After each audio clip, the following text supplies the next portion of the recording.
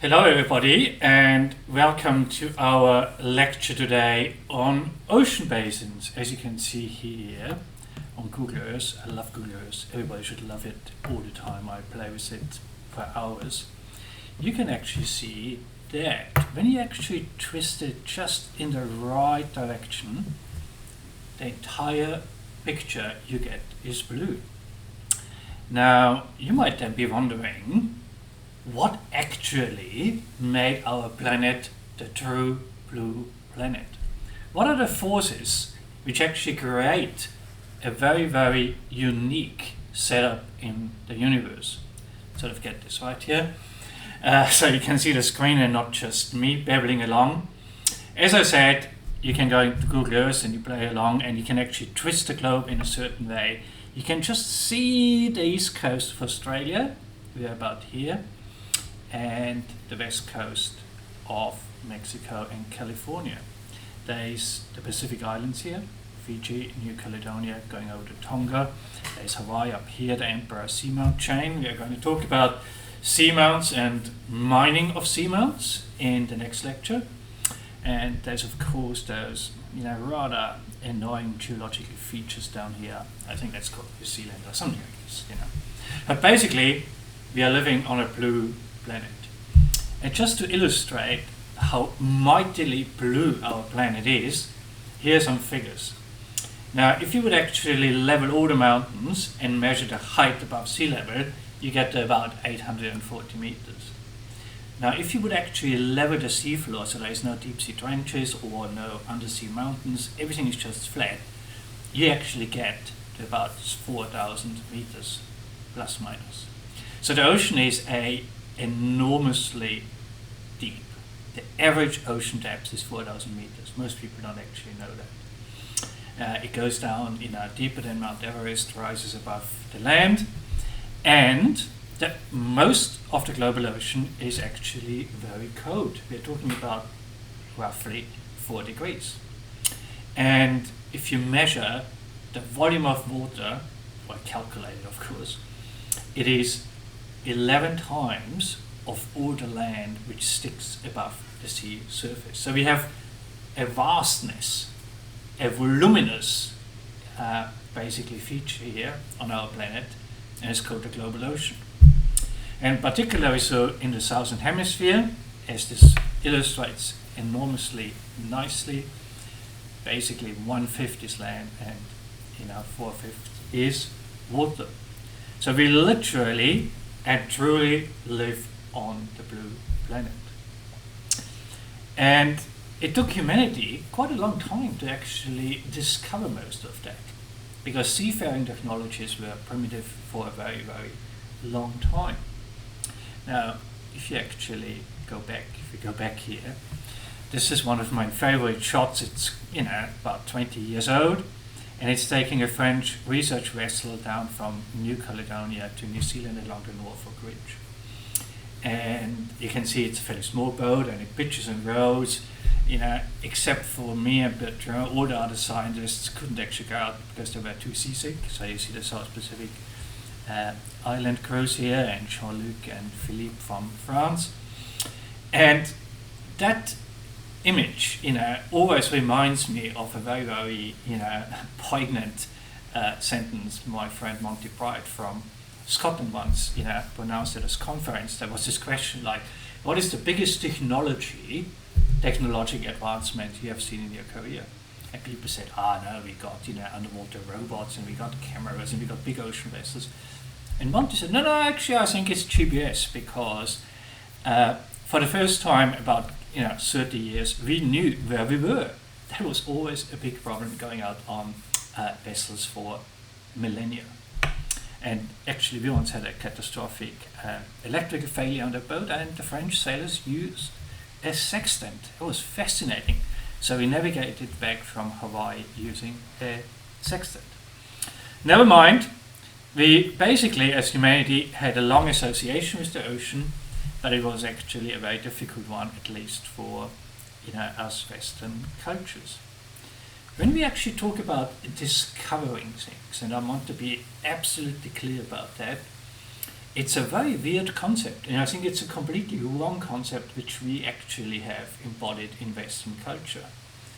Because what is actually quite odd, and few people think about it, everywhere the white explorers, Cook, Flinders, you name them, went, they already met native people. They were actually there many, many thousand years before them. And here we actually see a painting from North Arnhem Land in the top of Australia about possibly some Chinese chunks which basically came there a few hundred years ago. But the point is, they were already there, living there, and literally caring for country and making a sustainable living from it. And pretty much the same thing happened in Australia. I mean, we all have statues of Captain Cook and stuff like this. But again, when they landed in Sydney Cove, they were the indigenous people who probably came there at least 50,000 years before them. And of course, throughout colonization, we had a very, very mixed impact. We have to be honest, and sometimes a very, very horrific one. So when we talk about ocean exploration and finding new features, be very, very careful that all of that is mostly framed in the context of a white Anglo-Saxon, basically, culture. And we have this, very, very, dashing looking Captain Cook, probably, thinking quite deeply about the next discovery or where he can get more rum from. But be careful that this is a picture which actually is changing dramatically, and so it should. I urge all of you to actually read the book called The Fatal Shore. And just about 2 months ago, Sam Neill, everybody has to love Sam Neill if you are living in New Zealand or Australia. And Sam Neill has a wonderful new series. You can watch it on SBS on demand, or you can buy the audiobook, or you buy the book called In the Wake of James Cook in the Pacific. And it addresses in a very, very typically insightful, entertaining, and yet very sensitive way what Sam Neill can bring to a story, those kind of issues of the Western cultural dominance of discoveries. So let's be just very, very careful about that. Now, and this is a chart of the ocean published about 50 years ago, and very, very oddly, you would not believe it, it didn't really show terribly much. What it did show is there were, a few very deep bits in the ocean. There were some very shallow ones, and look at this snaky bit going up right in the middle of the Atlantic. They knew all of the Pacific Islands by that, but then most of it is colored in this just sort of general blue, because basically we didn't know what was on the seabed. And I have to say, about 25 years ago, I did my first deep sea project out of Fiji, and I bought an Admiralty chart. We didn't have sonar at the time, and it actually had a sounding here and then 100 miles over there from the Challenger expedition, and from some of Charles Darwin's records, because he basically, of course, went into the Pacific. And in between, there was just guesswork. So the exploration of the ocean floor is an enormously young endeavor. It's no different than exploring properly the surface of the moon. Nowadays, you can go and download the general bathymetric chart of the oceans. It's available for free, and it comes down in a 20 megabyte file, so I can print out a really, really big one if you wanted to. It is actually quite fascinating, because we now can see that the ocean floor isn't flat. It is more variable, it got more rugged terrain, it got bigger mountains, it got bigger valleys than anything we have on land. So if you think the Himalayas are impressive, and they are impressive to our eyes, we got much bigger mountains, we got much longer mountain chains, and we got much more coverage of really, really incredibly diverse terrain in the oceans. So that is to many people a little bit of a surprise, and this is only about 30 years ago we published that particular chart. So one thing I love, there's mixed feelings of course now about Google, and I think we all have very strong opinions about that in Australia. Facebook and Google about the dominance of the internet and social media landscape, but they did good things as well. You can go into Google Earth on the web, and you can play around here. Oh, here's Australia. Let's go back. Here we go. Let's just get rid of this thing here. Get rid of this. Right, here we go. And you can go in here and you type seafloor depths. There we go. And it actually takes you to NOAA's most accurate model about the bathymetric depths of the ocean. And you can actually go to meters. We are not living in the 16th century anymore. And if you actually look around here, just in our neighborhood, what you actually discover very quickly, oops, is yep, here we go. And we can, so it's a touchpad. But what we see very quickly is we got a big continent, and the continent actually has its true boundaries a few miles out to the ocean. When we go over towards our neighbors here, we see New Caledonia sitting on a ridge. Then the ridge actually extends all the way to New Zealand. We got another ridge here in the middle, called the Lord Howe Ridge, and then we got seamounts coming down here. We got another chain of white speckly things. So if you go a little bit further over there, you see something very, very dramatic, and that is this is Vanuatu, and this is two big islands of Fiji, and you go over to Tonga, and you sail out a little bit there, and then actually the ocean plunges down to about 10,000 meters in the Kermadec Trench. And you can go around the world now exploring the seafloor from the comfort of your home, armchair traveling, whatever you want to actually call that. And immediately you'll actually notice is that, whoa, hey, look at South America. I was so lucky that we just managed to get to Chile just before the COVID hit really properly. We took the second last plane out of Santiago. And if you ever wonder why they have so many earthquakes in Chile, look at this. There's the coast, and there's a little bit of a continental shelf, and an enormously big 8,000 meter trench hugging the coastline. So basically, it doesn't matter where you go around the world, and look at this weird thing. There's Africa, there's South America. If we go like here, there's this huge long mountain range, right, going up all the way past the Canary and the Azore Islands. So the Azore is a wonderful place to go. And then you get shallow, and it actually pops out in Iceland. So the ocean floor has features which we cannot even imagine sitting on land until we had this kind of technology. Looking at maps is fun, but this is much funner.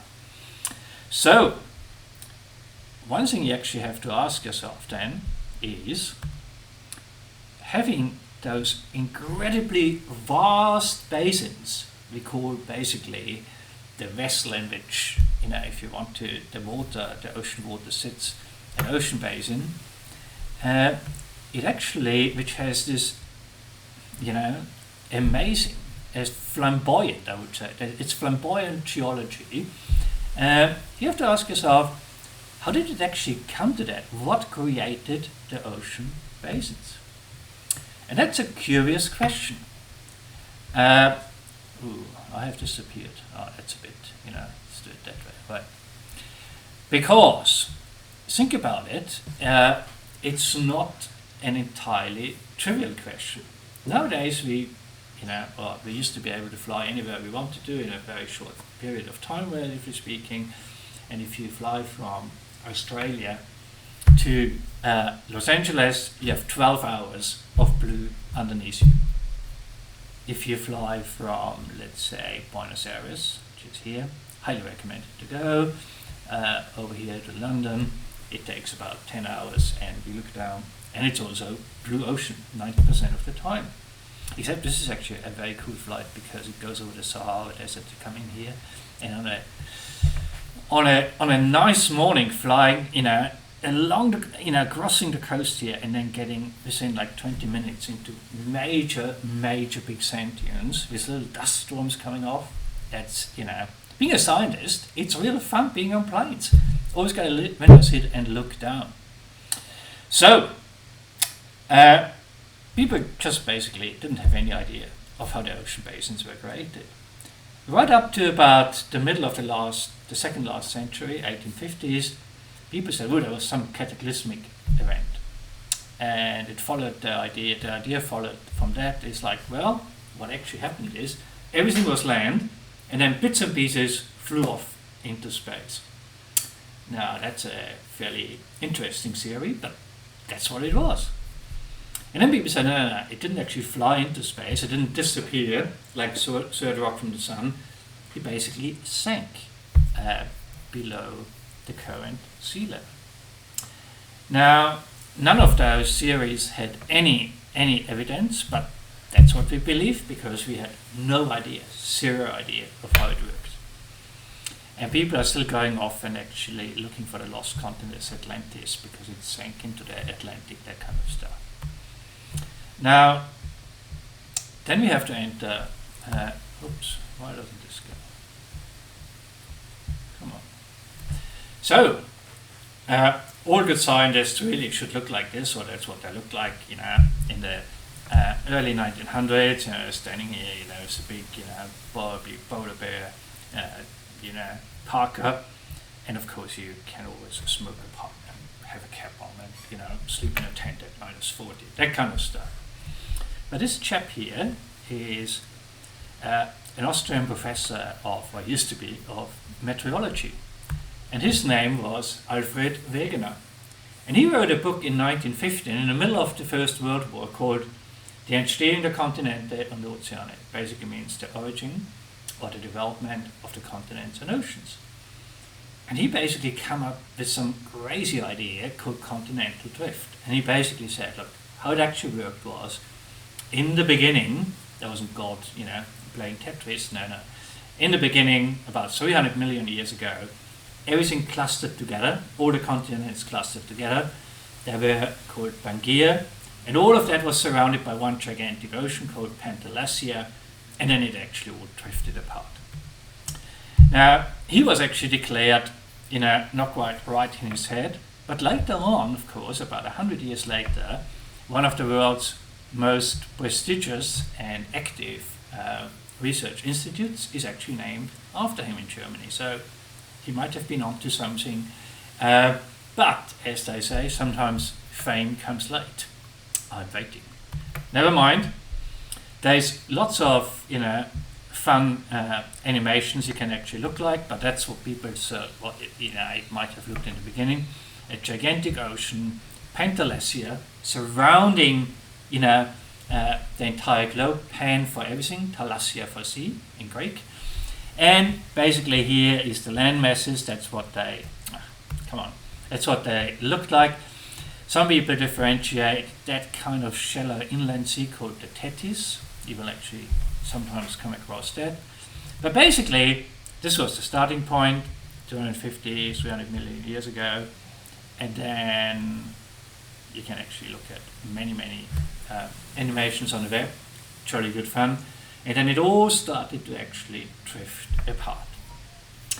And I love this really. You can actually see South America and Africa separated quite late. And then India, it really starts to rise up. And look at it. It actually has such a speed that when it actually crashes into Asia, it forms the Himalayan mountains. And, Australia, let's do this again. Let's go here. We started to separate from Antarctica and drifted sort of east and north. But this is actually very important to remember. We are still drifting. We are still going up towards Asia. So, this basically we have just seen. So the idea was, what Wegener said is, continents sit on plates, like on bits and pieces of crust, and they float on a molten, on a deformable, basically mess of rock, and that movement, when it all broke up, created the continents and ocean basins as we see them today. Now, you can basically, write a lecture today, and tomorrow there will be new material. I just discovered that, like a super high resolution map of the continental plates. Now what you see immediately here, we have some very, very huge plates, like the Pacific one, the Nazca one, the Nubian one, named after the Nubian desert, the Somali one, and so forth. Now, of course, we got our own plate, the Australian plate, and to the north we, basically bore the Indian plate and the Pacific plate here. Now, that map, when you study it quite carefully, will give you a very good understanding why, geologically speaking, Australia is boring as watching paint dry. Because we're sitting right in the middle. It's hundreds of kilometers to either plate boundary, so it's very old, it's very flat, it's very boring. We got lots of things in the ground which we can actually dig out, make some people very rich, like Gina Reinhardt and Tricky Forrester, and we just ship the stuff to China. No human rights questions asked ever, and that's what keeps our economy going. But geologically speaking, how many earthquakes do we have? Luckily, almost none. Why? Because we sit right in the middle of one of those plates. How many earthquakes do the New Zealanders have? How many earthquakes do the poor chaps up in Bali, PNG, Japan, California, and Chile have? Tons, because they're sitting right at the boundary of two plates. And when they actually, because they still move, when some of it slips a little bit down, or they actually start rubbing parallel to each other, you got major earthquakes. So that gives you an idea of the speed of plate movement. Basically, we are one of the fastest moving plates in Australia, going at least 2 inches per year up towards Asia. Now, if actually some of our politicians, and I'm not going to name any names, think we actually are still a colony of, Great Britain, tally-ho, and all the rest of it, and we shouldn't really follow Paul Keating's mantra that we're actually part of Asia, not of Great Britain. Well, you know what? Geology will actually take care of that, because we're just moving north in a white blue. There's another one, you can have hundreds of those, but basically for us what actually counts is 70 millimeters a year. It's about that long. In geological time, that's massive. We're just pushing up north. We're actually rubbing our New Zealand friends a little bit here, but they literally have the earthquakes, because right to the middle here is a plate boundary. It is the most unfortunate, basically, spot to actually live on an island. Of course, they had no idea when they settled there.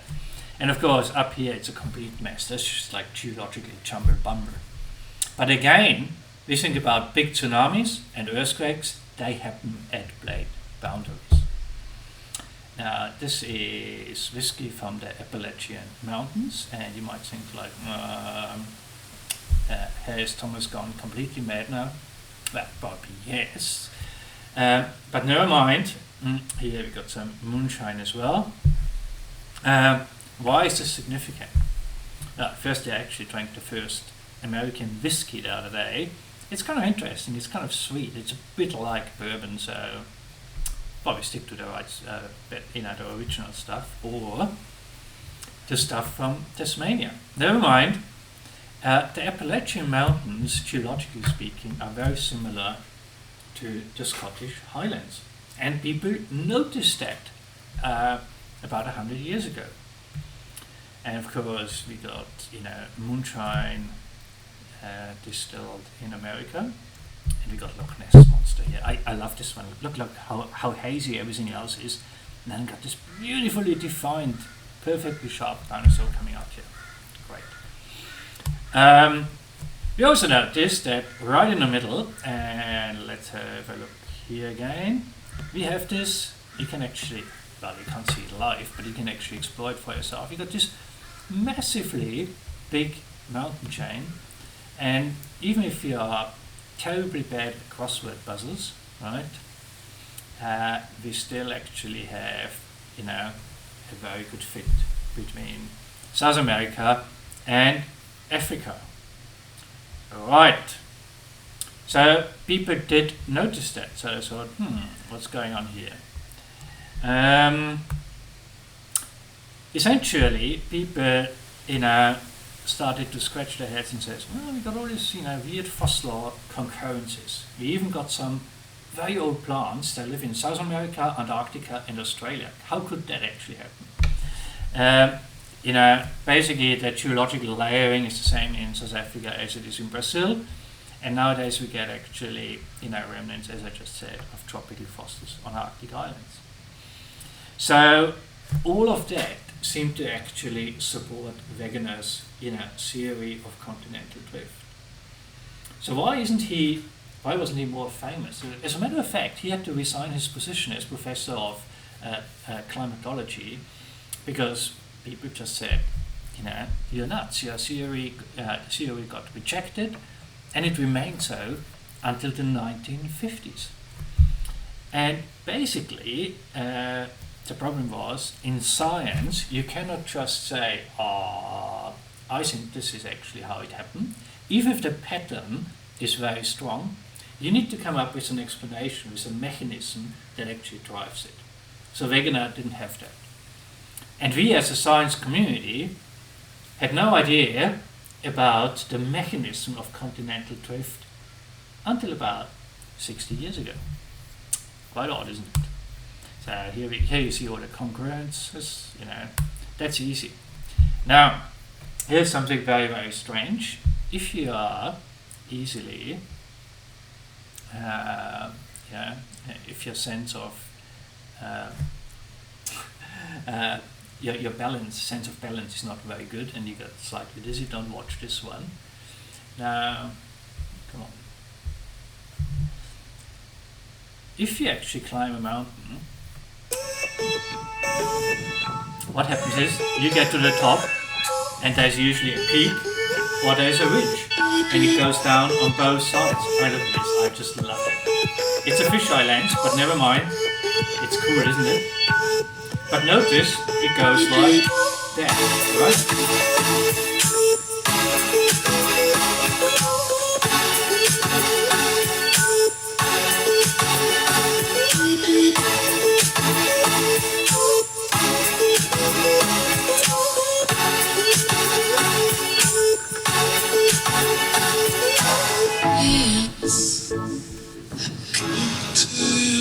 No rope.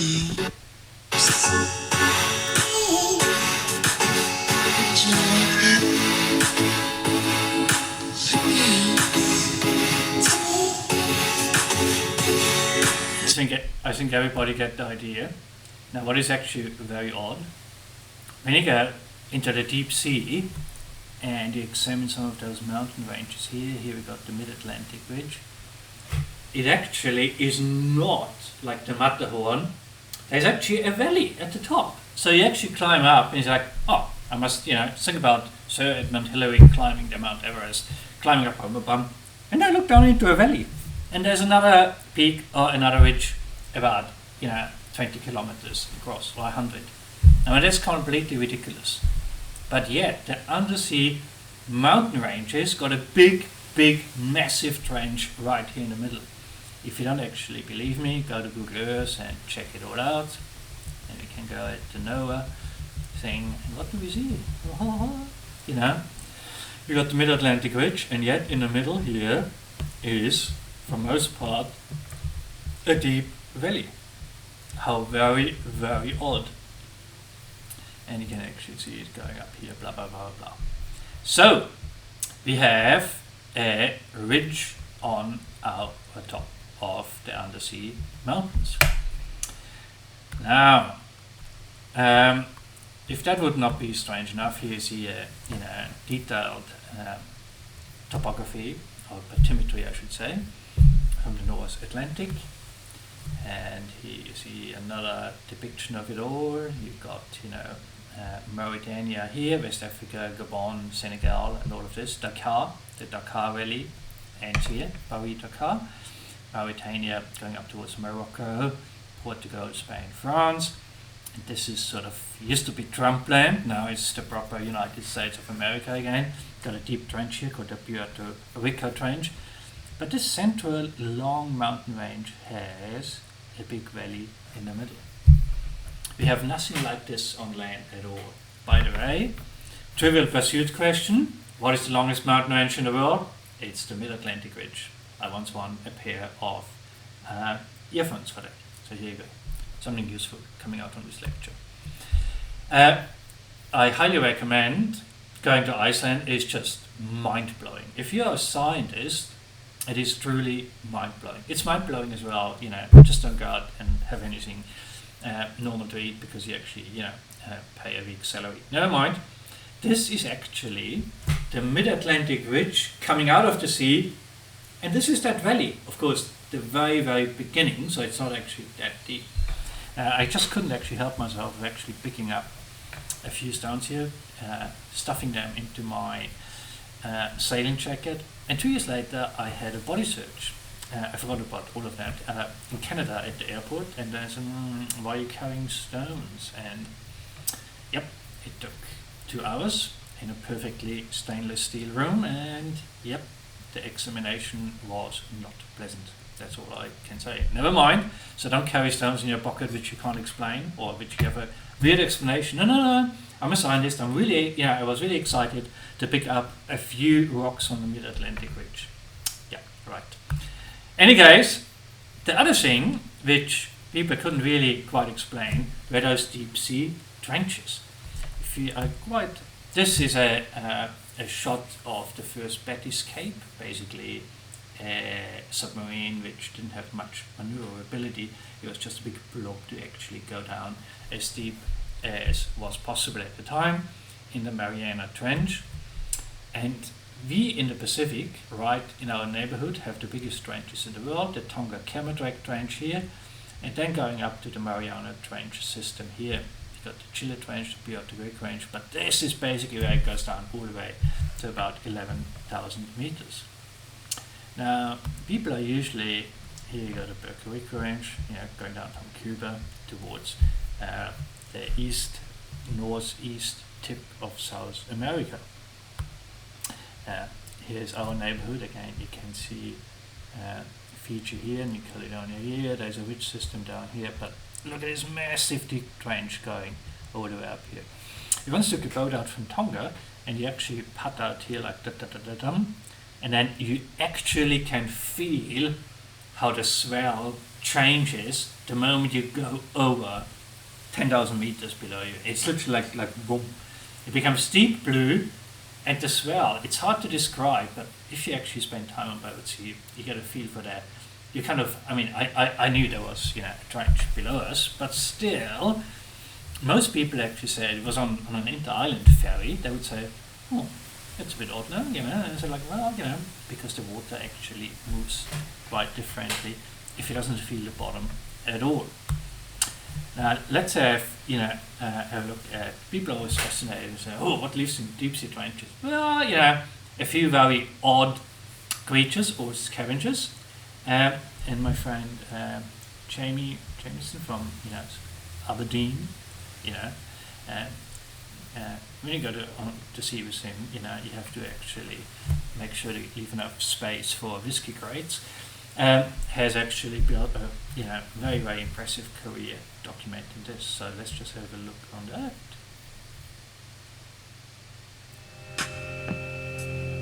I don't quite know who actually chooses the music for that.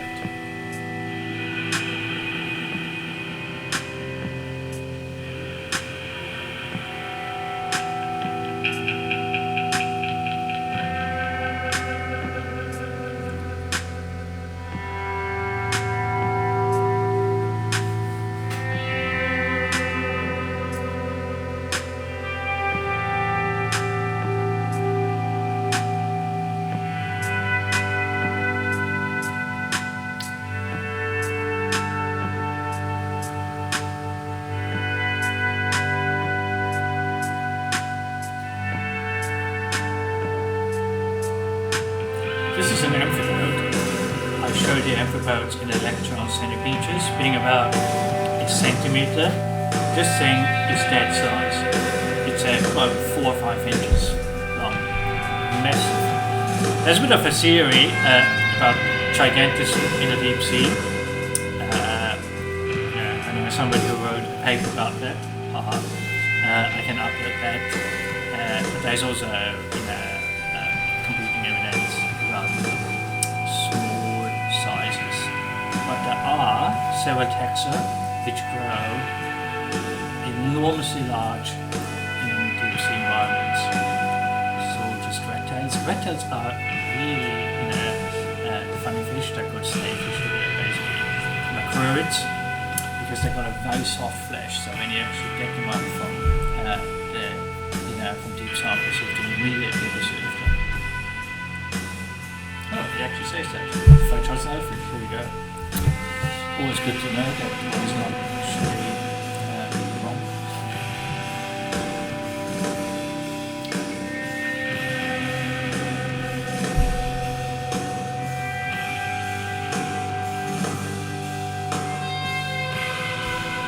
So, quite odd. We got enormously big trenches in the deep sea. Now this is a chart which actually shows us the age of the rocks. And the one thing we notice immediately is in the middle of the oceans, along the plate boundaries, the rock is literally fresh. Let's call it extremely young, right? A few million years. And the further you move away, look along here, along the eastern seaboard of the States, along the Saharan margin here, and also here in the middle of the Pacific, it's very, very old. It's like the oldest one. So basically, as you move away from the ridges and trenches, it actually gets younger, older and older. Now, in our part of the world, as you can see, we're just right down the middle here, and not very much happens at all, but it's mostly old. Now, the mechanism which makes plate boundaries crack, and which makes basically oceans, basins, to become bigger and bigger over time, is something called seafloor spreading via convection cells. Now, you might actually think, if you basically jump off a cliff and there is no ocean below you, rocks are very hard and it will kill you. Yes, it will. However, that hard bit of rock is just a very thin crust, a few kilometers deep. And we as humans exist on that crusty bit called basically terrestrial, the continental crust, floating on a semi-molten, huge ball of hot deformable rock. Now when you boil something, you usually get bubbles. If you boil custard, it goes boop, boop, boop, boop. Because what actually starts to happen is, if there is heat from the core, and that can be a hot plate on your stove, or it can be the core of the earth, heat doesn't actually dissipate, uniformly.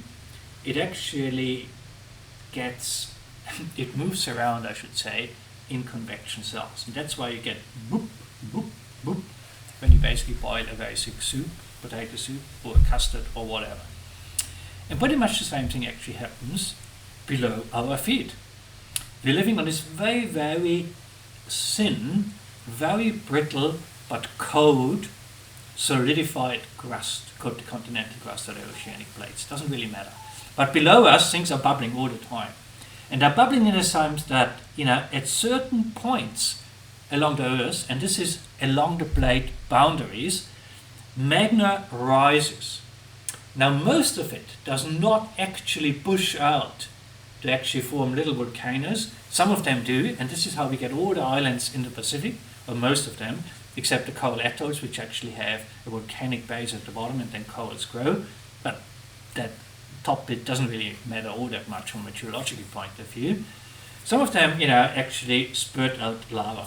You get new islands forming in the Pacific, you get pumice washing up on our beaches, but most of it doesn't actually come out. It actually moves sideways. Sideways under that thin crust called the mantle. And as it actually moves sideways, it spreads the ocean basins apart by dragging that crusty material on top with it. And that mechanism is called seafloor spreading. And it is seafloor spreading which can explain, and this is what Wegener couldn't do, how the continental plates actually move about. So we have those bubble convection cells. We live on a crusty bit below, basically think about an orange, and we are just the peel, but the peel is hard, and inside the orange everything is boiling. Every now and then like a boop wants to come out, and they all come out along the plate boundaries, but not terribly much material except the odd island being formed comes out. Most of it actually moves to the side and goes down again, only to go like bloop again. And when it actually does that, that is where new rock is formed in the middle, and it actually drags the crust to either side and creates the ocean basins. Ta-da! Now, and of course, if you have new rock coming out from the middle of the Earth and trying to actually spread plate boundaries apart, it usually makes the Earth shatter. And this is what we call, this kind of movement of the mantle where we sit is basically an earthquake. And earthquakes follow plate boundaries to a remarkable degree. Even here, look at the Hawaiian Islands, we got that. And this actually explains, because we sit in the middle of a big plate, but look at the poor, actually, New Zealanders then going up to Tonga, Fiji, and over into PNG and so forth, because this is where the plate boundaries are. And what actually happens on plate boundaries is either on divergent plates, like here in the middle of the Pacific, the Atlantic, plates move apart, or they can actually meet each other, as happens here, and one plate dives under the other. In that case, this is the Pacific plate coming in, and it dives under, these are the Andes Mountains, and of course, that kind of enormously large rubbing action causes earthquakes, and sometimes to such a degree that the land literally lifts a few meters up and down. And when it does so, as happened here during the Christmas tsunami, you can actually get large water movements, and they create considerable destruction. Another piece of evidence for rock being created through seafloor spreading comes from measuring sediment height. This is the Glomar Challenger. And basically, it's a research vessel where many nations paid together and they went around the world and actually take deep drillings and actually study those cores. And we can actually work out from that what the average sediment thickness is. And we get back to that in another lecture on sediments specifically. So on the oceanic ridges, we have almost no sediment, because this is actually where it's young. The continental land masses often, they basically weather, and the particles basically trundle down over the shelf, fall down into the deep basins, and actually build up considerable sediment deposits. But the key really is here how young those rocks are, because they have not had time to accumulate sediments. The only difference is basically if you go to the middle of the ocean, often these are vast, very, very large flat pieces called the abyssal plains, and they are actually covered by fine sediments. Now those sediments come from rivers, they come from the sky, cosmic dust. It actually contributes about 10 to 30 tons of small particles every year. They come from volcanic eruptions, like the dust, they come from fires, and they come actually from the remains of animals. But most often it is actually terrestrial material, near the land margins being actually swept into. And we will come back to this map a lot because it is actually very, very fascinating. For our purpose now, you have to remember, if ocean spreading really, really happens, we would expect very, very little sediment in the middle of the ocean because that's young, and lots of it next to the continents because they actually have been furthest away, so they must have been created earlier at some point in time and then just traveled away. And this is exactly what happens.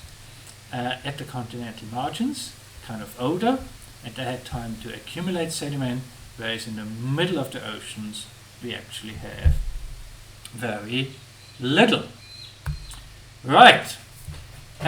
Just in case, I actually think when you have a course, when you take a course in marine biology or marine science, or it's called coastal and marine ecology, or whatever, biological oceanography, you have to actually understand some of the terms which you might actually encounter in your career. So I give you a little bit of an ABC of physical geography here. The first thing you might actually note is if you open a textbook, you get something like this. And you go like, do they actually really exist? I mean, everybody can draw, a funny looking diagram like this. And if you start off fairly close to the dry land, you hear about something like the continental shelf, the continental slope, maybe the continental rise, and then the abyssal plain. Let's actually examine this for a minute. Now, again, we can go back to taking your life here to get over here, taking your life here to Australia, and what you can see here, and I think this is quite fascinating really, is, well, the true boundary of Australia is a few hundred kilometers out to sea up here in the Torres Strait, where we actually live around Fraser Island, Moreton, Straddie. The continental boundary is only maybe 50 kilometers out. It's a very, very narrow continental shelf. Here we've got a broader one again in Bass Strait, in the Great Australian Bight, and so forth and so forth. So essentially, you can examine for yourself whether the textbook is right by having a look at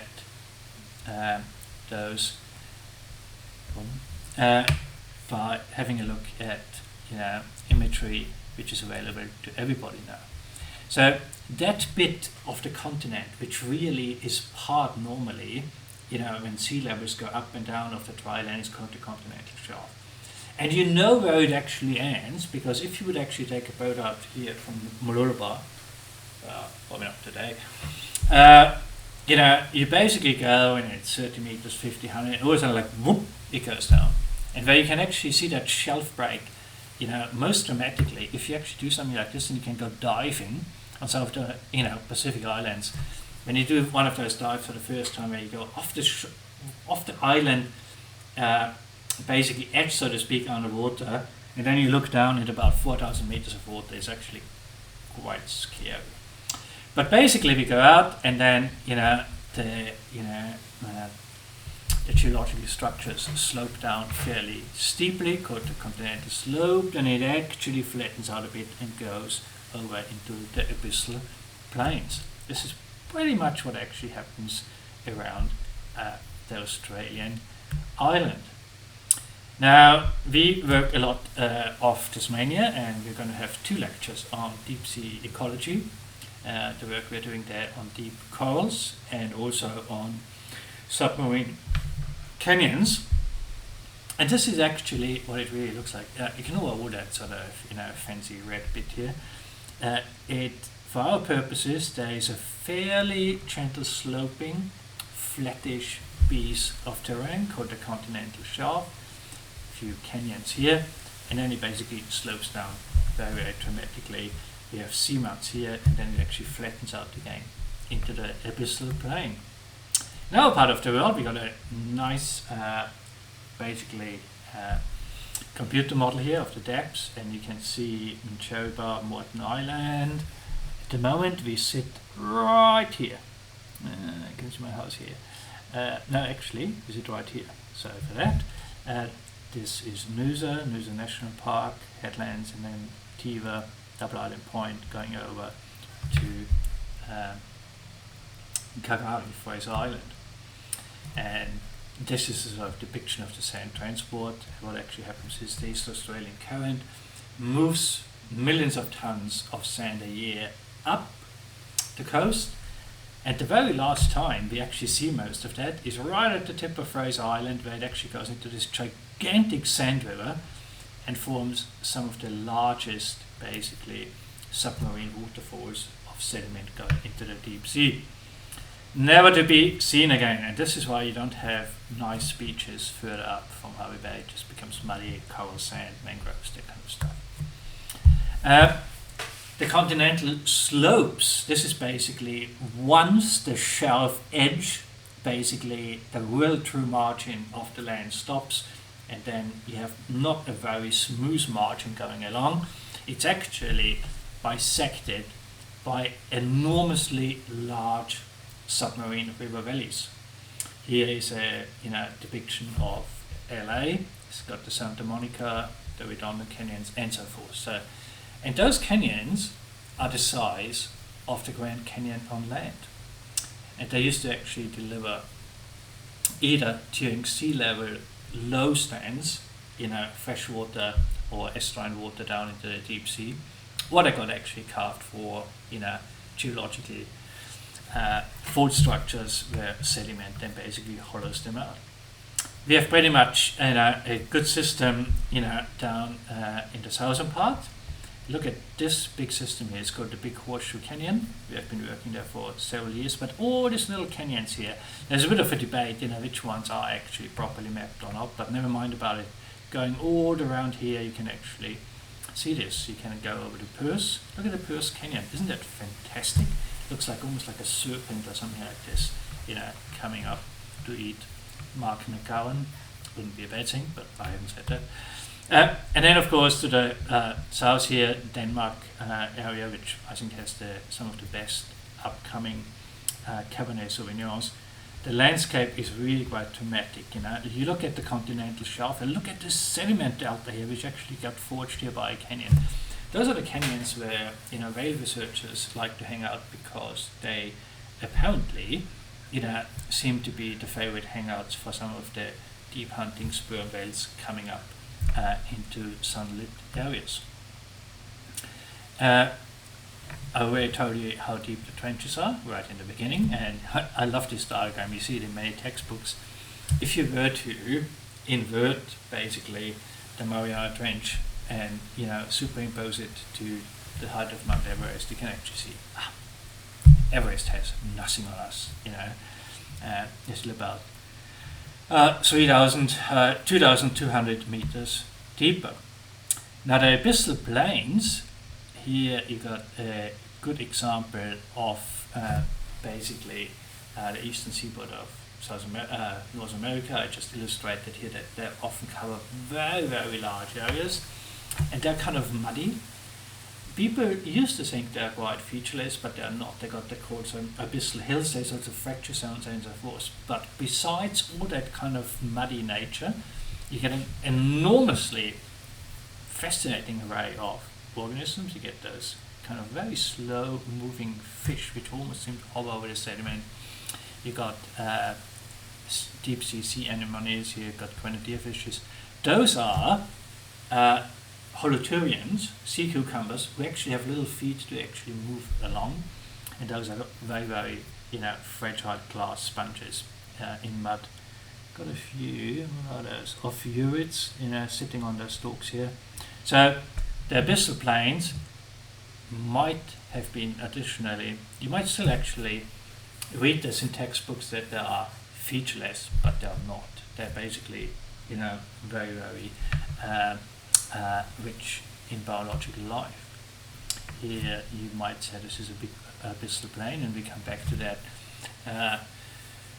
in the next lecture on deep ocean sediments, because this is a site of intense international, how would I say, rivalry to access deep mineral deposits.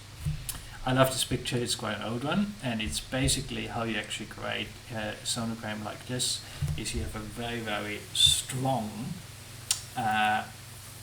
sonar pulse that goes down from the ship, penetrates the layers and gets bounced back up, and you can actually record it. And because different layers have different densities, they absorb sound to a different degree and bounce it back to a different degree, so you can actually work out, this is basically the whole system. The theory behind having a fish finder, just a very, very strong and powerful one. And you can actually see this used to be the original landscape at some stage, and it got just smothered by sediment filled in. It's like, you create a wonderful little, alpine scenery in a sandbox, and then some nasty kids comes and sort of just puts a bucket of sand over it, brushes the hand over it, and says, white trowel, and say, too bad, so sad. And this one is particularly cool. This is the Nashville Seamount, and you see this abyssal plain, and there is a movie out, I forgot the exact title, there actually a submarine crashes into one of those seamounts. So you can see quite clearly, yes, flat. That's actually a little bit poking out, and then you got a massive structure like this, and then it goes flat again. So those are the abyssal plains. They're basically the huge expanses of fine sand, silt, and clay. When you actually do, the spatial coverage of calculation, the ridges, and remember this is like a new seafloor is being created by hot magma trying to bubble up. Only a little bit makes it, most of it actually goes to the side. The abyssal plains, the ocean basin floors, cover about 1/3 of the planet. So there's this vast expanses of mud and sand. The continental rises sit at the bottom, basically, of the slopes. It's more like a transition zone. And then we got something odd. We got volcanic island arcs. We have, all our neighbors are like that. The Tongas, the Vanuatus, the New Caledonians, the New Zealand ones. And then we got something like submarine volcanoes. What the hell is that? Well, I can tell you quite a bit about submarine volcanoes, because firstly, we got tons of them in our neighborhood, and secondly, I have spent an interesting a few years studying them in my career. So quite love them. Work is great, and a bunch of people. Does this one actually work otherwise? No, hang on. Right, hang on. So, in our neighborhood, about half an hour down the road, you got this landscape called the Glasshouse Mountains.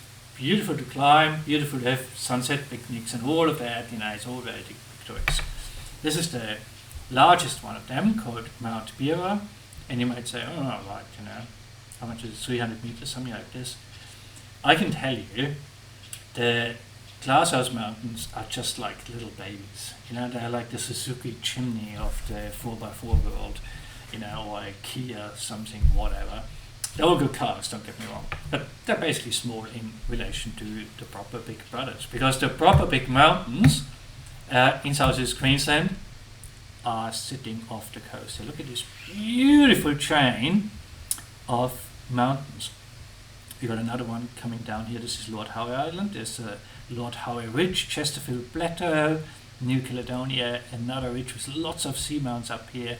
Which basically kicked off my deep sea work. I'm eternally grateful to my French collaborators and friends, and this is the north bit of New Zealand. So basically, our neighborhood has Glasshouse Mountains, if you want, which are about 5 to 10 times bigger than anything we have in land. And there's lots of them. This is actually the coast from the northern tip of Kalgawi, Harvey Bay here, right down, what is this? The Gold Coast. The Gold Coast.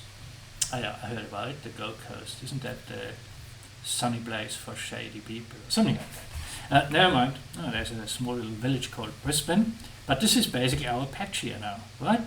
And you go straight out here, you go about 200 kilometers out, and get this wonderful, wonderful mountain range, in the deep sea. Now, more generally speaking, we got a lot of seamounts, and we have made this map. I'm a co-author of that about 10 years ago. It's very hard to actually do because you have to actually measure slight tips in the sea level with satellites, because if there is a seamount underneath, undersea mountain, it actually drags the surface down, and you can actually work that out, and from that you can work out how big the mountain is and so forth. If there are 30,000 or 100,000, we don't, you can actually, that's partly a question of definition as well. The take-home message is whatever the correct figure is, there is a lot, like a lot. And this is what they look like. I always quite, enjoy going to sea, and as you actually go over new terrain, you make always new discovery. Nobody usually has to be in there, and you get actually the multi-beam sonars are very sophisticated nowadays, and you get a specialized trained operator doing that. And here you actually have one, with a caldera in the middle. Here you have the ones off basically Russia. Here's a guyot, which is perfectly flat at the top, because it used to actually stick out, then it sank again, and the waves flattened the top off. The New Zealanders have a very interesting way of naming some of their sealand features, seamount features. I'm not quite sure what actually happened on that particular cruise. We got seamount, got morgue, gothic, zombie, graveyard, diabolic, and ghoul. Would have been really fun to go on that ship, but never mind. We basically, are not very original, although we have actually named a few down in Tasmania called the Sisters and so forth. I just show you two, animations. The one of Brisbane Seamount, which is literally the closest one to the coast here. Ooh, there we go.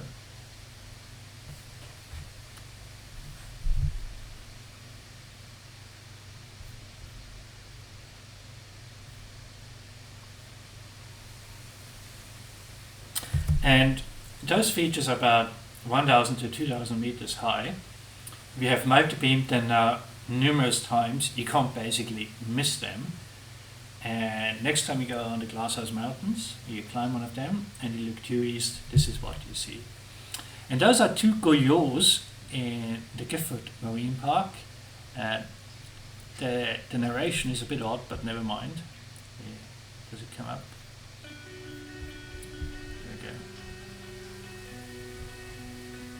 Australia is surrounded by a magnificent marine environment. Our network of marine parks protect and conserve some of the most incredible seascapes and sea life in the world. Gifford Marine Park. Okay, have you actually, I just need to tell you that, this is the official government line. Sea life in the world. Oh, bugger this thing. Have you actually noticed that our marine parks, the federal ones, rarely come to shore? They all actually stop conveniently, a few kilometers offshore, and they're literally in bits and pieces of the ocean, which is actually probably not as strongly stressed by human activities as it would be closer onshore. And lots of scientists have actually expressed their concern about that odd placement. And also, isn't it odd that what are we doing up there? The oil and gas industry. Interesting. And what are we doing down here? Oh, fishing rights. Any case, we talk about that as in week 10 or 11. Gifford Marine Park, situated within the Southern Coral Sea, is part of Australia's Temperate East network of marine parks. 600 kilometres off Australia's east coast, the region is home to a number of protected whale species, including the humpback, blue and sperm whales, as well as a number of migratory seabirds. Part of the Lord Howe Seamount chain, Gifford's two seamounts are relict volcanoes, estimated to be over 10 million years old, Look at it. and formed when the Australian plate drifted north over a mantle hotspot. Lord Howe Island is also part of this seamount chain. Seamounts with distinct flat tops are known as geos. The Gifford Geo is among the largest seamounts in Australia's marine network, at more than 3 So we're talking kilometres about, high. 2,600 meters high, Underwater much terrain higher than between the anything two else we have seamounts on is land. irregular, with broad channels and smaller volcanoes. Both seamounts display evidence of significant landslide activity, with a number of blocks and cones related to this activity surrounding their bases. The Temperate East Marine Region is an area of national significance for a range of marine species. Right, I think you get the idea. Life.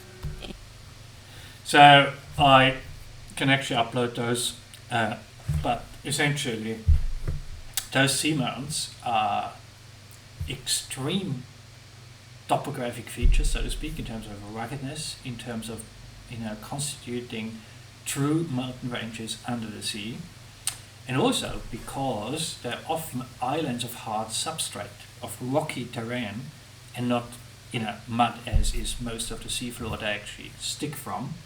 They are literally islands of coral reefs in the deep sea, and much of our work has gone on sort of protecting those deep reefs, and also understanding how vulnerable they are to certain impacts, and that is something I'm going to tell you more about it. Right, and that concludes our lecture about the ABC of undersea, topographic bathymetric features and how the ocean basins were created, which is, in a sense, the most fundamental aspect of understanding oceanography. And you might also say, look, this is all very remote and it's all deep ocean science and I'm on land, I would actually say nothing actually really, if you really set your mind on it, will actually prevent you from not doing exactly that on, exciting times on a number of exciting research vessels the world over.